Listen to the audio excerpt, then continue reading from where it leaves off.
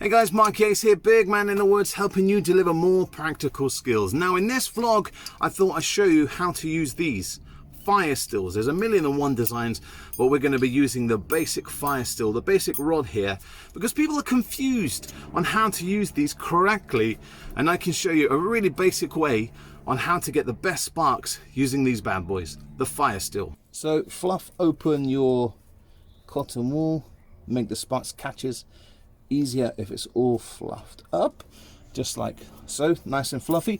Now the next trick when using your fire steel is not to strike it first of all, but to take some shavings. Okay, take a few shavings, and you see those little tiny dots on the cotton wool, that's going to help it catch. There's some shavings from the steel rod. Okay, so this is the new technique. We keep the striker still and we pull the rod back. Reason being, if you had your tinder bundle here, you have a high chance of knocking it over like this.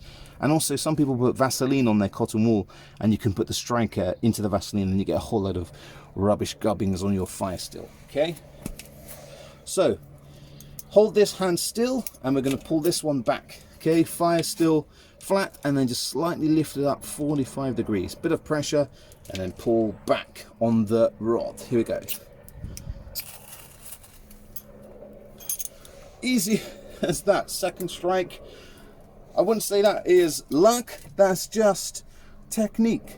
By keeping that striker still and pulling back, pull it back, don't knock down, pull back. And that's it guys, how to use a fire steel, easy peasy lemon squeezy, by holding the striker still and pulling the rod back. That's how I teach my scouts, cubs, beavers, even leaders. Okay, it's a really simple technique. If you want some more tips and tricks about getting help for your practical skills, don't forget to subscribe to Big Man in the Woods. And until next time guys, happy camping.